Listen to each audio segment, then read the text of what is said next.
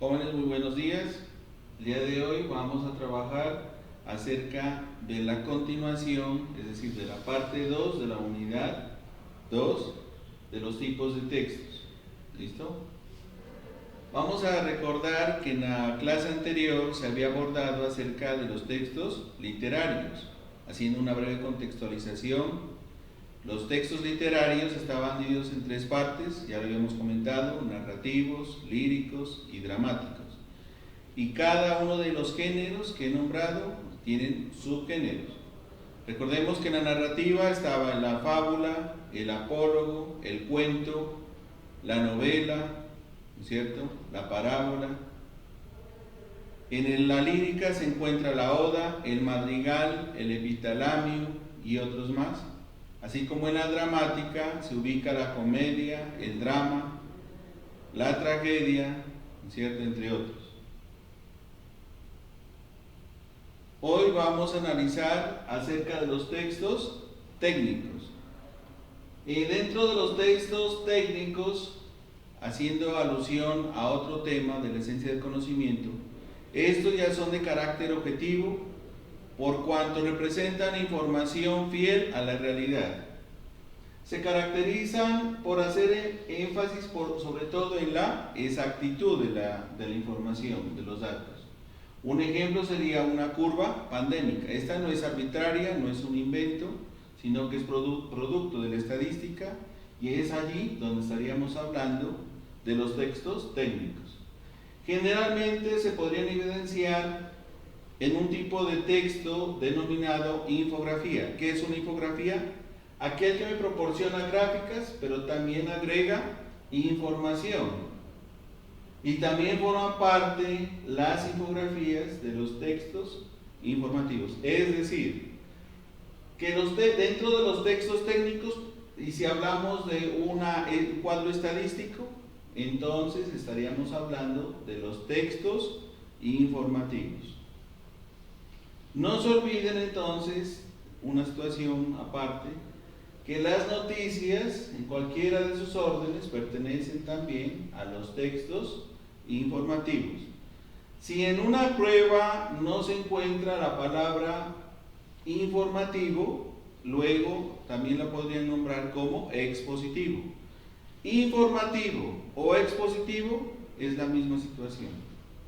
La pretensión de los textos informativos, como ya les había notado, es informar sobre una situación de la vida cotidiana o la vida científica. En este caso, al hablar de pandémico, sería de orden científico. Aquí encontramos un texto infográfico que está relacionado con imágenes, ¿no es cierto?, pero no llevan un orden lógico. Por lo tanto, este tipo de texto sería discontinuo.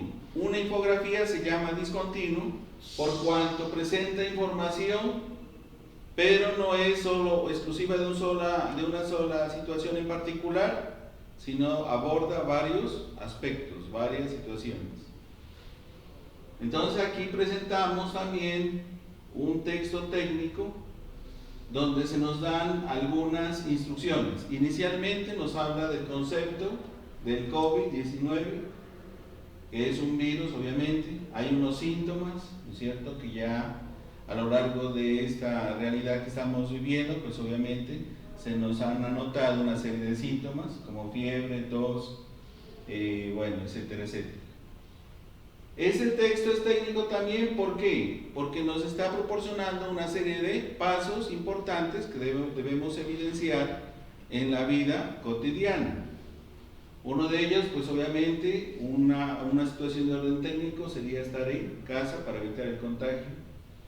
De lo importante que es la higiene, obviamente el lavado continuo de las manos. No expulsar secreciones, obviamente tenemos que cubrirnos, ¿no es cierto?, con algún elemento. Evitar tocar superficies, porque es allí donde justamente se encuentra el virus. El distanciamiento más pertinente sería de 2 metros entre personas. La limpieza que tendríamos que observar en diferentes lugares de nuestro hogar, ¿no es cierto? Aquí también nos dice que vigila tu estado de salud, ¿no es cierto? Es importante también, obviamente, estarlo verificando. Entonces aquí encontramos un texto técnico que perfectamente podría ser un texto de carácter informativo sobre un asunto que estamos relacionando de la vida cotidiana, pero dentro de un plano también de orden científico, como muestran allí en esta imagen. El objetivo entonces de este tipo de texto es explicar una situación, ¿no es cierto? Es también, como ya les había anotado, es informativo o expositivo. Se orienta a exponer un tema. También, por otro lado, podríamos afirmar que expone un tema en el que el autor no da su opinión. Hay que tener precisión en esto. En este tipo de textos informativos o expositivos, bajo ningún criterio se puede dar una opinión, simplemente se está dando a colación una información.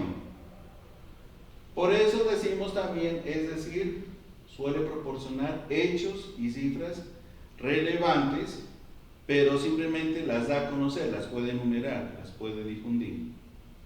Pero no incluye, aquí está muy claro, miren, no incluye las opiniones, porque si incluye opiniones, deja de ser informativo para ser otro tipo de texto.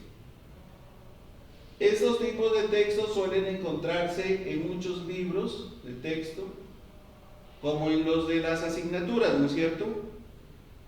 Cuando es una asignatura y usted pretende hacer una exposición sobre un tema, entonces estaríamos también hablando de un texto de carácter informativo.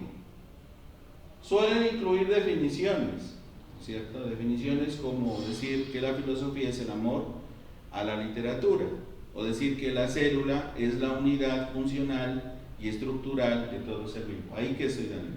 Estoy dando una definición. O simplemente daría una explicación sobre alguna situación en particular.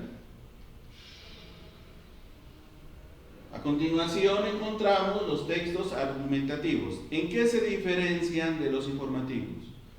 En que los textos argumentativos, ¿no es cierto?, parten de un supuesto, de una suposición, en el que se emplea un estilo de redacción que pretende persuadir. ¿Qué es la persuasión? Es buscar maneras para convencer a una persona, ¿no es cierto?, sobre un asunto en particular. Se exponen las razones a favor o en contra de una determinada posición o tesis o afirmación. Entonces, si nosotros pretendemos defender un aspecto de orden científico, de orden técnico, dando argumentos, dando puntos de vista, estaríamos hablando entonces de los textos argumentativos. Entonces, en términos generales, los textos argumentativos, según esta explicación, pretenden persuadir al lector, ¿no es cierto?, o persuadir a cualquier tipo de escenario o situación en la que nos encontremos. Añade entonces, como está persuadiendo, busca sobre todo la credibilidad, hacer que el receptor se convenza sobre una situación en particular. Este tipo de texto puede contener referencias bibliográficas. Cuando ustedes se les presente un texto y este esté adornado de citas directas o indirectas o del resumen, entonces estaríamos hablando de que el autor pretende dar una explicación, pero basando su teoría, su conocimiento en diferentes autores. Por eso está empleando citas de autores. ¿Por qué ha empleado citas de autores? Pues obviamente para darle veracidad a la información, ¿no es cierto? Puede ser falso el discurso, pero como lo está apoyando con citas de diversos autores, entonces le está dando mayor credibilidad a la información. Y como pretende darle credibilidad a la información, como les he explicado, son los textos argumentativos.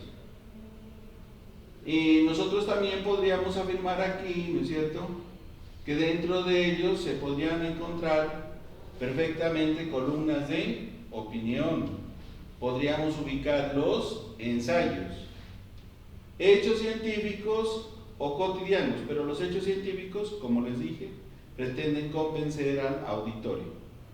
Por decir, si nosotros hablamos de una científica de Seattle, en los Estados Unidos, manifestaba que se podía estudiar científicamente en humanos el fenómeno del amor y que ya se han detectado cuáles son las zonas que se activan en el momento de amar.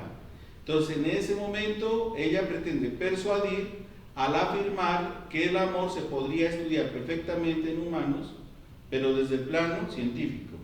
Como lo estudia desde el plano científico y ella pretende convencer al auditorio, entonces ya no es un texto de orden informativo, sino más bien argumentativo, porque pretende convencer al lector.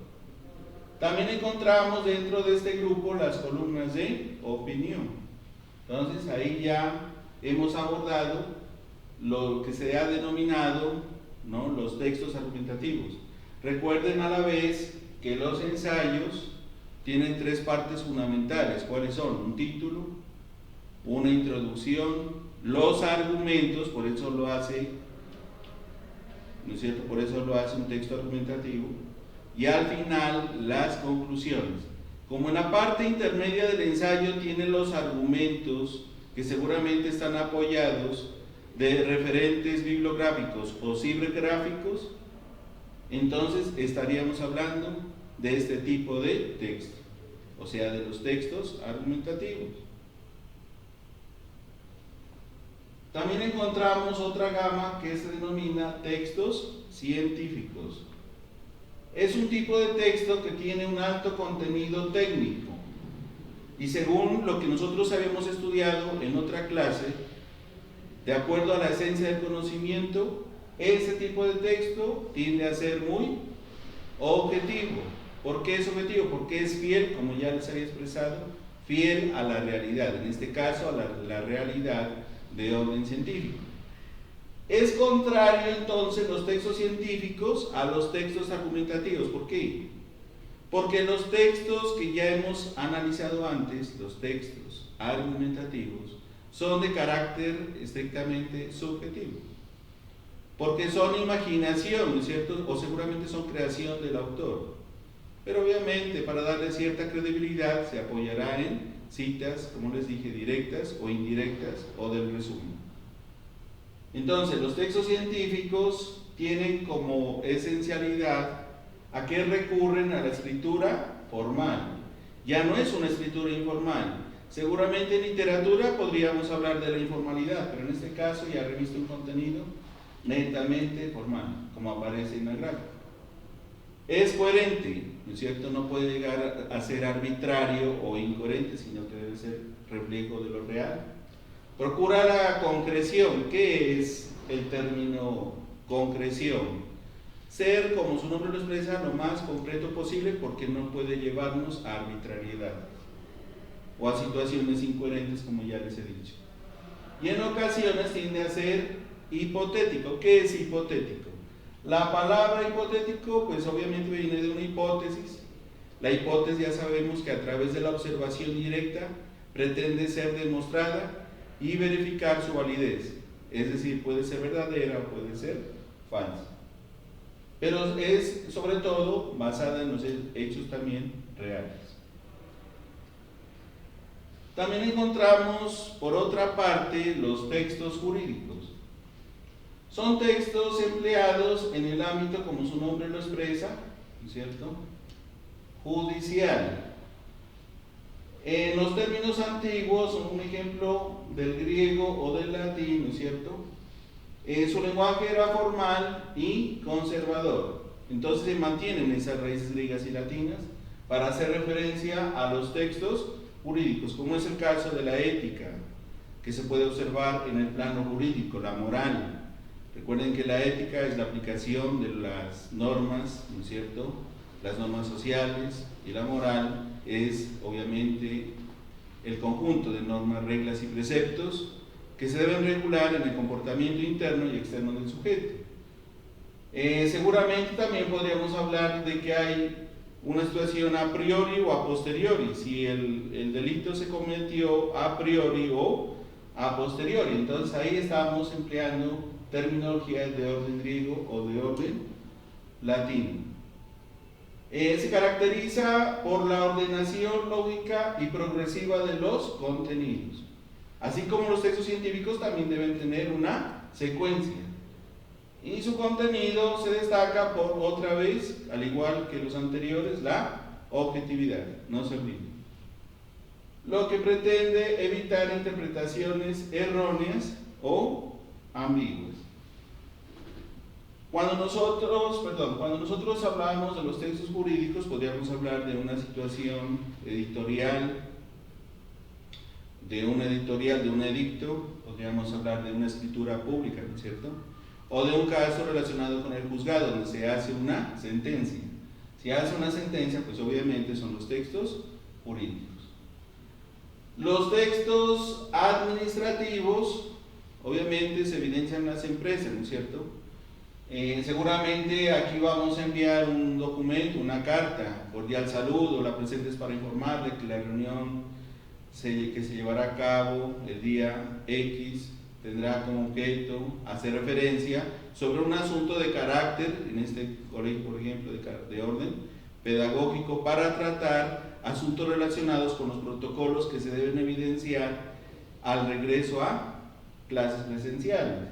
Entonces, como es un colegio, pero también tiene un orden administrativo, pues ahí estaríamos refiriéndonos a esa carta, que en este caso es de este orden. De hecho, suelen denominarse también textos jurídicos, porque dentro de la jurisprudencia también se encuentra lo que se denomina un hecho administrativo, como aquellos decretos que obviamente son sancionados por los alcaldes. Entonces, ese también sería una situación administrativa, pero también en sentido estricto sería de orden judicial, porque es sancionatorio. No obstante, entonces, suelen ser menos rígidos que los jurídicos. Los certificados son un ejemplo de ello. Un certificado seguramente de alguna institución educativa. También encontramos otra gama que son los textos humanísticos. ¿Qué son los textos humanísticos? Como su nombre lo expresa, pues tienen que ver con situaciones relacionadas con lo factual. ¿Qué es lo factual? Todo aquello que se relacione con los hechos, como la psicología, la sociología, la filosofía. Entonces, esas son humanidades, ¿no es cierto? O la misma materia, el castellano, son humanidades y por lo tanto son de carácter fáctico. ¿Qué es fáctico? Todo aquello que tenga que ver una situación de hechos, de situaciones, de la vida cotidiana. Entonces aquí ya les he proporcionado unos ejemplos, ¿no? Ya los hemos nombrado. Los textos publicitarios tienen como pretensión la persuasión, el convencimiento. Entonces aquí tenemos, ¿no?, que indica el contenido de estos, es la publicidad, la persuasión, para que el lector asuma una conducta, ¿no es cierto? Para que haya seguramente una situación de servicio, ¿no es cierto?, una compra de un producto. Generalmente este tipo de textos están acompañados de logos o los eslogan, ¿no es cierto? Aquello que identifica a una empresa es el eslogan. Son ejemplos entonces de este tipo de textos, los textos publicitarios. Si nosotros observamos un texto publicitario, este será de orden continuo o discontinuo. Pues la respuesta sería discontinuo porque tiene diferentes informaciones. Pero su pretensión, como les digo, es la persuasión. También encontramos aquellos textos cibergráficos, ¿no es cierto? Por ejemplo, en Google nos proporciona algunos elementos. Pues obviamente en la literatura, si nosotros observamos, podríamos perfectamente desplegar un resumen, una sinopsis, un cuadro sinóptico, un mapa mental, un mapa conceptual sobre un hecho de carácter literario, seguramente una situación de orden científico, etcétera, etcétera. Pero como está dentro de esa línea, se denomina el texto digital. Este tipo de texto, por ejemplo, es el que podemos encontrar en los blogs. Entonces en las universidades existe un blog donde yo perfectamente podría escribir un artículo o una situación relacionada con el desarrollo universitario. Incluso en los mismos colegios perfectamente podríamos hacer un blog. Dentro de los textos digitales seguramente se podría, en conciencia se podrían anotar algunas producciones literarias o científicas, ¿no es cierto? Pues seguramente algún medio que nos proporciona esa página, la página de conciencias. Una vez abordado el tema anterior, vamos a avanzar un poco más ya en lo que es la unidad tercera, que se denomina la morfosintaxis. La parte 1 de la morfosintaxis es otro tema. La morfosintaxis se refiere a la estructura de las palabras. Cuando hablamos de la estructura de las palabras, sobre todo es la morfología. Pero cuando hablamos del estudio de las proposiciones o de las oraciones, nos estamos refiriendo a la sintaxis. De ahí viene el nombre morfosintaxis. Forma parte del componente 1 de lectura crítica, que es identificar y entender el sentido de los elementos microtextuales, que equivale al 25% de la prueba del IFES. Entonces, ya una vez abordados los tipos de textos, ahora nos vamos a referir a la unidad 3, que es la morfosintaxis. Un morfema, como ya les había expresado, es una unidad mínima, ¿no es cierto?, mínima de la palabra, pero está dotada y diferenciada y posee un significado. Un ejemplo sería mexicano. Estos son los morfemas que podríamos evidenciar en la palabra mexicana, ¿no es cierto? Solo el hecho de haber pronunciado Mexic, ya sabemos que nos estamos refiriendo más adelante pues a un sustantivo propio que es gentilicio, que es mexicano. Aquí encontramos unas terminaciones, os, as y a. Entonces, estos son los morfemas, ¿no es cierto?, que podrían resultar de la palabra mexicano. Entonces, por eso decimos, si yo digo mexicanas, ya es plural, ¿no es cierto? Y como es plural, pues obviamente pues ya me remite a que da un sentido a esa palabra. Nos está dando una orientación. Hablar, entonces, cuando yo digo hablar, morfema 1 sería habla, morfema 2, hablar. Entonces, si yo digo habla, es un verbo, ¿no es cierto? Hablar es un verbo, pero en infinitivo, sin conjugar, es decir, en la forma simple. También de hablar, ¿qué se puede obtener? La palabra hablante, ¿no es cierto? El morfema 1 es otra vez habla, y el morfema 2 es nte. Entonces, cuando digo hablante sería un sustantivo abstracto. Cuando yo digo el hablante, hablante sería un sustantivo abstracto, ¿no es cierto?, que lo evidencio, porque yo puedo llegar a ser un hablante. Una persona, pues un hablador, ya sabemos que es hablador, es un adjetivo calificativo, ¿no? Le estamos calificando a una persona por ser hablador. El morfema 1, que está dotado de significado, sería habla, y el morfema 2 sería dor. Un morfema, tenemos también morfema por flexión. ¿Qué es un morfema por flexión? Como ya se anotó antes, es aquel donde se puede identificar género y número de una palabra. Hay un género, nosotros sabemos que hay género masculino y género femenino, así como hay número singular y plural. Un ejemplo de ello pues sería ecuatoriano, ecuatoriana, ecuatorianas, ecuatorianos. Estos que ustedes observan aquí se llaman morfemas, pero estos se llaman a la vez morfemas por flexión. ¿Listo? Entonces, ¿cuándo es morfema por flexión? Repito, ¿cuándo se puede distinguir género y número. Morfema por composición es el que tiene dos palabras, como en este caso, bocacalle, lustrabotas, aguamiel, piel roja. Entonces, si ustedes se dan cuenta, aquí encuentran dos vocablos o dos palabras en una sola.